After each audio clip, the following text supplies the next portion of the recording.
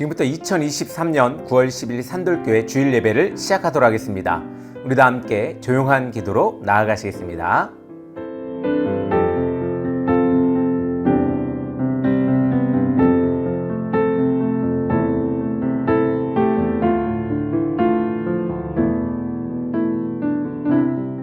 지금 이 시간은 우리 사도신경으로 우리의 신앙을 고백하는 시간입니다. 우리도 함께 사도신경으로 우리의 신앙을 고백하며 나가겠습니다. 전능하사 천지를 만드신 하나님 아버지를 내가 믿사오며 그 외아들 우리 주 예수 그리스도를 믿사오니 이는 성령으로 잉태하사 동정녀 마리아에게 낳으시고 본디오 빌라도에게 고난을 받으사 십자가에 못 박혀 죽으시고 장사한 지 사흘 만에 죽은 자 가운데서 다시 살아나시며 하늘에 오르사 전능하신 하나님 편에 앉아 계시다가 저리로서 산자와 죽은 자를 심판하러 오시리라. 성령을 믿사오며 거룩한 공예와 성도가 서로 교통하는 것과 죄를 사하여 주시는 것과 몸이 다히 사는 것과 영원히 사는 것을 믿사옵나이다. 아멘. 지금 이 시간은 우리 세상의 언어로 하나님의 음성을 듣는 시간입니다. 우리도 함께 귀 기울여 하나님의 음성을 들어보시기 바랍니다.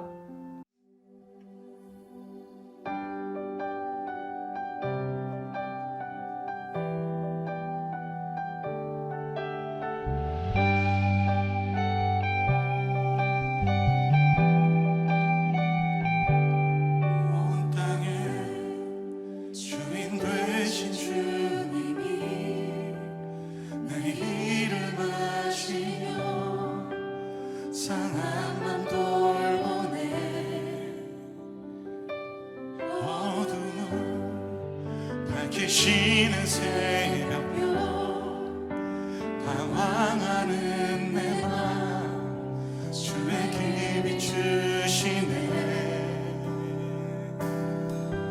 나로 인함이 아닌 주가 행하신 일로 나의 행함이 아닌 오직 주로 인하여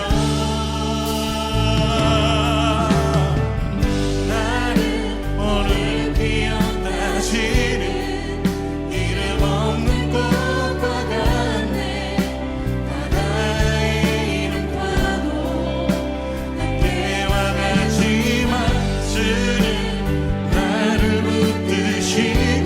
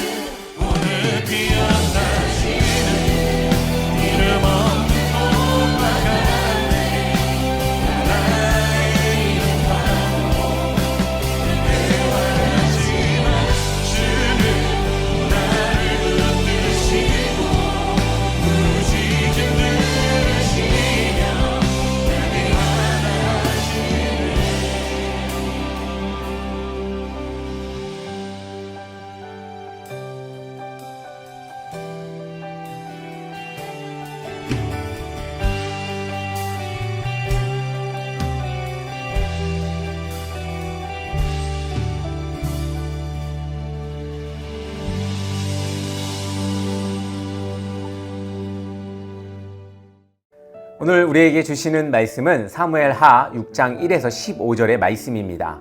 우리도 함께 합독하도록 하겠습니다. 다윗이 이스라엘에서 뽑은 무리 3만 명을 다시 모으고 다윗이 일어나 자기와 함께 있는 모든 사람과 더불어 바알레우다로 가서 거기서 하나님의 궤를 메어 오려 하니 그 궤는 그룹들 사이에 자정하신 만군의 여호와의 이름으로 불리는 것이라. 그들이 하나님의 궤를 새 수레에 싣고 산에 있는 아비나답의 집에서 나오는데 아비나답의 아들 우사와 아요가 그 새 수레를 모니라. 그들이 산에 있는 아비나답의 집에서 하나님의 궤를 싣고 나올 때에 아효는 궤 앞에서 가고 다윗과 이스라엘 온 족속은 잣나무로 만든 여러 가지 악기와 수금과 피파와 소고와 양금과 제금으로 여호와 앞에서 연주하더라. 그들이 나곤의 타작마당에 이르러서는 소들이 띠므로 우사가 손을 들어 하나님의 궤를 붙들었더니 여호와 하나님의 우사가 잘못함으로 말미암아 진노하사 그를 그곳에서 치시니 그가 거기 하나님 궤 곁에서 죽으니라. 여호와께서 우사를 치심으로 다윗이 분하여 그것을 베레스 우사라 부르니 그 이름이 오늘까지 이르니라. 다윗이 그날에 여호와를 두려워하여 이르되 여호와의 궤가 어찌 내게로 오리요 하고 다윗이 여호와 궤를 옮겨 다윗성 자기에게로 메어 가기를 즐겨하지 아니하고 가드 사람 오베데돔의 집으로 메어 간지라.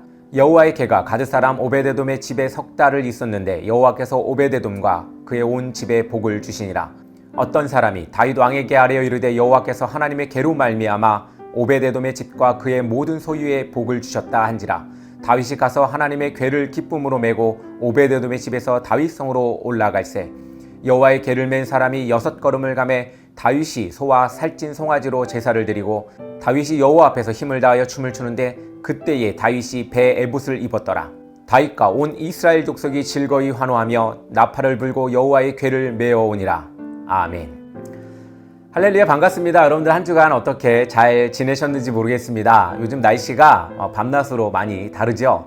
가을이 오는 것 같기도 하고 여름이 아직 안 간 것 같기도 하고 이런 애매한 계절이 아닌가 생각이 됩니다. 이럴 때 우리 몸이 많이 아프죠. 감기도 걸리고 여러 가지 질병이 있습니다. 여러분들 이 시기 환절기 잘 보내시고 건강한 하루하루가 되기를 간절히 소망합니다. 오늘은 너무나 여러분들 잘 알고 있는 하나님의 법궤가 옮겨가는 장면입니다. 이 법궤, 다윗이 제일 먼저 한 일, 바로 왕이 되고 나서 제일 먼저 한 일이죠. 법궤를 옮기는 일이었습니다. 그런데 법궤를 옮기는 과정 가운데 여러 가지 사건들이 일어나게 됩니다. 그 가운데 하나님이 우리에게 주시는 교훈은 무엇인지 오늘 말씀 하나님이 원하시는 삶이라는 제목으로 사무엘하 6장 1에서 15절의 말씀으로 여러분 함께 나누려고 합니다. 사울이 죽었죠. 사울이 죽고 2대 왕, 이스라엘의 2대 왕이 바로 다윗이 됩니다. 다윗이 2대 왕이 되고 바로 그가 먼저 한 일은 법궤를 다윗성으로 옮기는 것이었습니다. 법궤는 하나님이 이스라엘과 함께 하심을 나타내는 가장 중요한 신앙의 상징이기도 하죠. 그런데 이 중요한 성물을 옮기는 과정에서 다윗은 미처 생각하지 못한 중대한 실수를 하고 예기치 못한 어려움을 만납니다. 우리도 주님을 위해 열심히 헌신하고 봉사함에도 종종 난감하고 일을 겪게 될 때가 많이 있습니다. 적당히 믿는 사람보다 열심히 헌신하는 사람이 더 큰 어려움을 겪게 되면 성도들은 내심 당황합니다. 하나님 이렇게 잘 믿었는데 왜 이런 일이 일어나지? 저 사람 하나님 잘 믿는 사람 아니야? 혹 잘못하고 살고 있는 것이 아니야? 라고 판단할 때가 참 많이 있습니다. 그러나 이유 없는 고난은 없습니다. 어려움 속에서 하나님은 우리에게 진정으로 원하시는 것이 무엇인지를 말씀하고 계십니다. 그렇습니다. 우리의 삶들을 돌아보면 어려운 가운데 하나님 메시지가 있다는 사실을 우리는 알아야 합니다. 또한 잘 풀릴 때에도 그 가운데 하나님의 메시지가 있죠. 우리가 복을 받고 그 복을 또 누리는 가운데에도 하나님이 말씀하고 계십니다. 여러분들 이 길을 열어서 하나님께서 우리에게 주시는 말씀, 메시지가 무엇인지를 분명히 알아야 합니다. 오늘 이 다윗은 기쁨에 있었죠. 나라를 차지했고 또 왕이 되었습니다. 이럴 때 또 그 기쁨 가운데 하나님께서 말씀하시는 것이 무엇인지를 들어야 합니다. 그리고 또 어려움을 겪게 됩니다. 오는 이 법궤가 들어오는 과정에서 여러 가지 어려움을 겪게 되는데 또 그 가운데에도 하나님께서 메시지를 주고 있습니다. 다윗이 진짜 위대한 왕이 되었던 이유는 바로 하나님의 메시지를 잘 알았기 때문입니다. 그리고 귀를 기울였기 때문에 그렇습니다. 오늘 여러분들이 함께 말씀 보시면서 다윗을 통해 알게 하는 하나님이 우리에게 원하는 그런 삶이 무엇인지를 함께 봤으면 좋겠습니다. 첫 번째로 화려함보다는 말씀대로 살아야 합니다. 법궤는 제사장들이 어깨에 메고 옮겨야 하는 거룩한 성물입니다. 구별된 사람이 구별된 장소와 구별된 방법으로 하나님의 궤를 옮겨야 합니다. 그런데 다윗은 새로 만든 수레를 이용해 법궤를 다윗성으로 옮겼습니다. 메고 가는 게 아니라 수레를 이용해서 옮겼다는 것입니다. 이 행렬에 참여한 인원이 몇만 명이냐면 3만 명이나 이르렀다고 합니다. 법궤 뒤로는 온갖 악기를 연주하는 악단이 함께 있으며 또한 많은 사람들이 기뻐했습니다. 다윗은 법궤를 좀 더 화려하고 성대하게 옮기고 싶었던 것 같습니다. 그 당시에 갖은 방법과 온 화려함을 동원해서 이 법궤를 하나님이 살아계심을 또 드러내고 싶었던 다윗의 또 마음도 있었겠다라는 것을 생각해 봅니다. 그 마음을 이해는 합니다.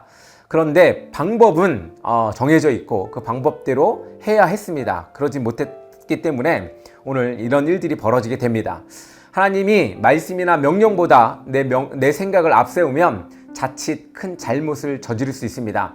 다윗은 하나님의 방법을 아마도 잘 몰랐던 것 같습니다. 혹은 알았지만 그것을 무시하지 않았나라는 생각이 듭니다.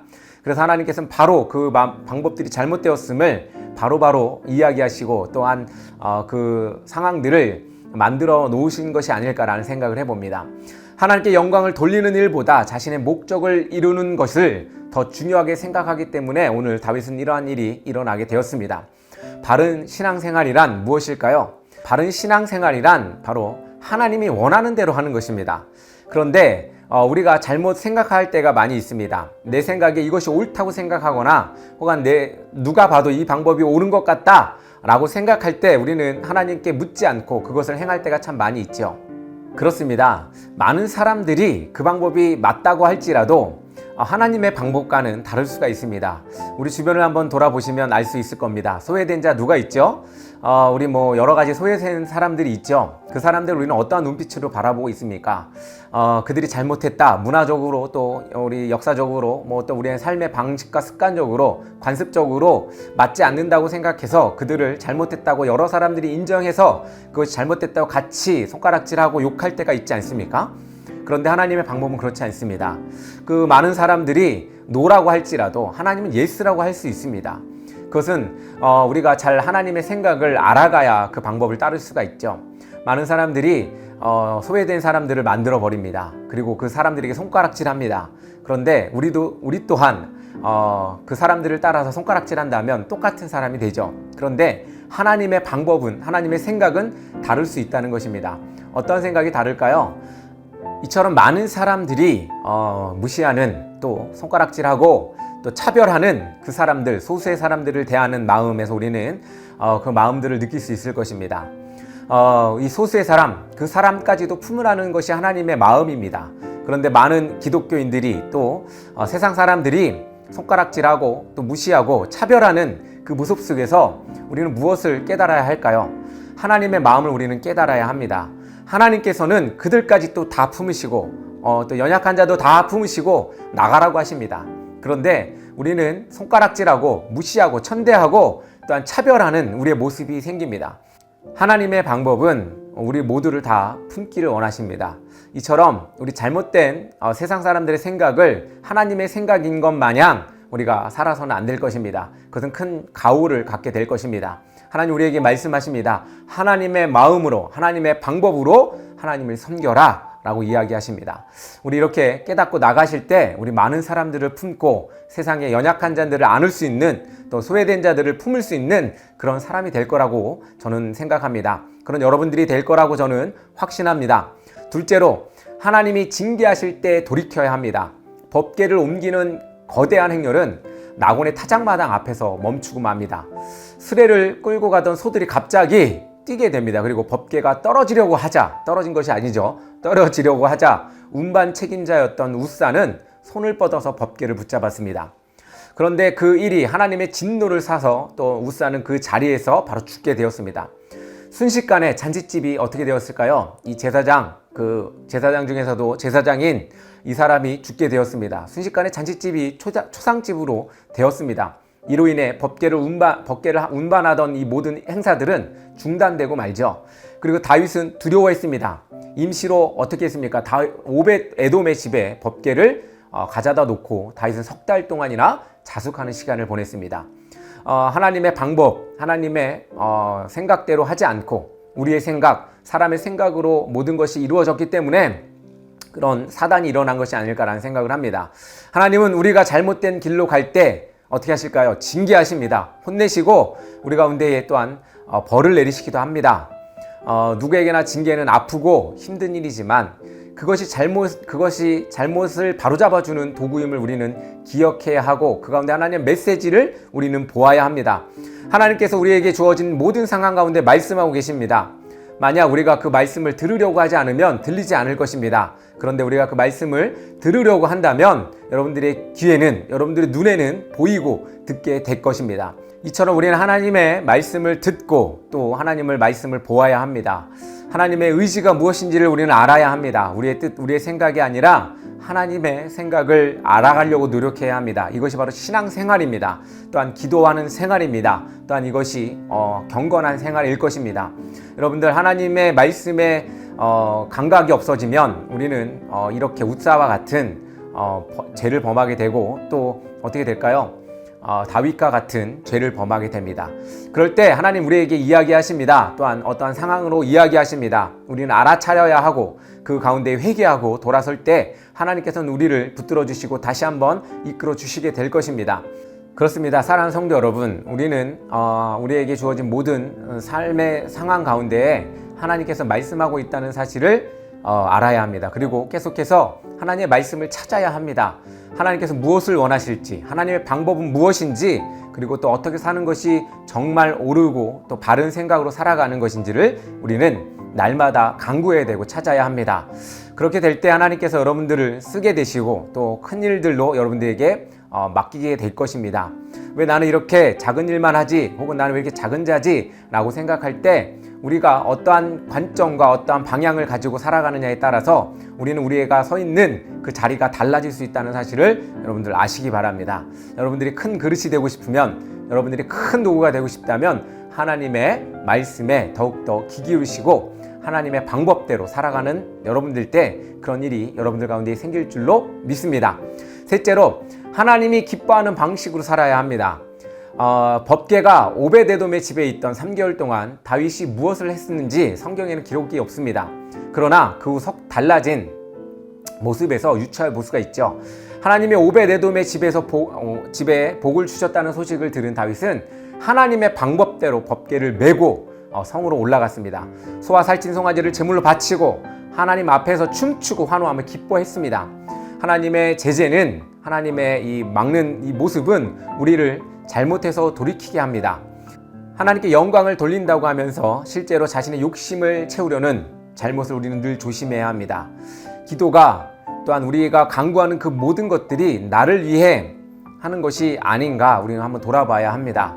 나의 욕심과 나의 욕구를 채우기 위해서 하나님을 이용한다면 그것은 잘못된 방법입니다. 그렇습니다. 나를 위해 하나님을 믿는 것이 아닙니다. 하나님을 위해 내가 믿는 것입니다. 하나님의 나라를 위해 우리가 믿는 것입니다. 이것이 바로 하나님을 우리 가치관에 두고 살아가는 것입니다. 많은 사람들이 자신을 위해 하나님을 믿는 경우가 참 많이 있죠. 우리가 구원받고 우리가 천국 가는 거에만 집중하며 우리는 신앙을 갖게 됩니다. 그것은 되게 소극적인 신앙생활입니다. 하나님을 적극적으로 믿는다는 것은 하나님을 위해 살아가는 것입니다. 하나님 나라를 위해 살아가는 것입니다. 하나님의 또한 복음이 확장되며 하나님 나라가 확장되며 그 가운데 하나님의 영광을 위해 살아가는 것이 바로 진정한 믿음입니다. 그것이 성숙한 믿음이고 그것이 우리가 나아가야 할 믿음이기도 합니다. 많은 사람들이 자신만을 위해, 자기 가족만을 위해 믿음을 가지려고 합니다. 그것은 어떻게 보면 작은 믿음에 속하고, 그것은 어떻게 보면 또 자기 욕구를 채우려고 하는 그런 모습이 아닐까라는 생각이 듭니다. 우리가 살아가면서 이런 것을 한번 깊이 새겼으면 좋겠습니다. 우리가 하나님을 위해 살아간다, 우리가 하나님을 위해 믿고 하나님을 위해 선한 삶을 살아야 한다라는 가치관을 여러분들 삶의 중심에 두신다면 바로 이것이 바로 신본주의의 삶, 하나님 중심주의의 삶을 살 수 있다는 것입니다. 사랑하는 자녀들이 잘못된 길로 더 깊이 가지 않도록 하나님께서 제지하실 때가 있습니다. 하나님이 우리에게 진정으로 원하시는 것은 하나님께 영광 돌리기를 애쓰고 내 삶을 통해 하나님이 기뻐하시기를 소원하는 모습입니다. 세상이 추구하는 화려하고 그럴듯한 모습이 아니라 하나님에 대한 겸손한 순종이 바로 우리가 하나님께서 원하시는 모습이고 그렇게 살아가야 하는 것이 우리의 과제입니다. 그렇게 될 때 여러분들 정말로 여러분들 삶에 기쁨이 넘칠 줄 믿습니다. 우리 가운데 왜 기쁨이 없을까요? 우리의 목표가 우리 자신이기 때문에 그렇습니다. 그런데 우리의 목표가 하나님이라면, 우리의 목적이 하나님이라면 우리의 삶이 슬플 수가 없습니다. 기쁨으로 돌아서게 될 겁니다. 아마 원론적인 이야기일 수 있겠지만 우리가 이 원론을 따라 나갈 때에 우리 가운데 정말 진정으로 하나님께서 주시는 그 기쁨을 만족하는 삶을 맛볼 수 있을 것입니다. 그런 여러분 되기를 간절히 소망합니다. 우리 다 함께 기도하겠습니다. 사랑의 하나님 아버지, 감사합니다. 우리가 하나님을 진정으로 믿길 원합니다. 하나님을 향해 살길 원합니다. 하나님을 위해 살길 원합니다. 우리의 목적이 하나님이 되게 하여 주시고 그 목적에 이끌려 살아가는 우리 모든 성도가 되게 하여 주시옵소서. 또한 나의 화려함과 나의 만족을 위해 하나님을 믿는 것이 아니라 하나님을 향하여 하나님의 만족을 위해 믿어가는 우리가 되게 하여 주시고 하나님의 방법과 하나님의 생각을 따르는 그런 성도 될 수 있도록 인도하여 주시옵소서. 예수님의 이름으로 기도드립니다. 아멘. 할렐루야, 반갑습니다. 지금은 산들교회 강고 시간입니다. 여러분들 산들교회를 위해서 계속해서 기도해 주시고 함께 해 주시길 바랍니다. 산들교회 여러 가지로 또 고민하고 생각하고 있는 가운데 있습니다. 어떻게 앞으로 나가야 할지 아직 답을 못 찾고 있는데 여러분들 그 답을 위해서 하나님께 같이 의탁하고 의뢰하고 묻고 같이 동행해 주셨으면 좋겠습니다. 산들교회는 계속해서 찾아가는 교회, 지붕 없는 교회 온라인 예배로 여러분들 만나 뵙고 있습니다. 이렇게 조금은 색다른 교회로 여러분들 찾아뵙고 있는데 이 코로나 이후에 계속해서 영상 여러분들에게 보내고 있는데 어떻게 좀 만족이 있으신지 모르겠습니다. 예배의 만족, 또한 어떤 이 예배를 통해서 얻어지는 또 교훈에 대한 만족들, 그 만족들이 여러분들 삶 속에서 날마다 넘치기를 간절히 소망합니다. 여러분들 함께 이 산돌교회를 위해서 계속해서 발전해 나가며 성숙해 나가는 그런 교회가 될 수 있도록 함께 동행해 주시기를 간절히 부탁드립니다. 우리 또 처음 들어오신 분들이 있다면 구독해 주시고 또 계속해서 함께 자리를 지켜주셨으면 좋겠습니다. 우리 찬양으로 오늘 예배를 마치고 우리 또 다음 주에 만나 뵙도록 하겠습니다. 감사합니다.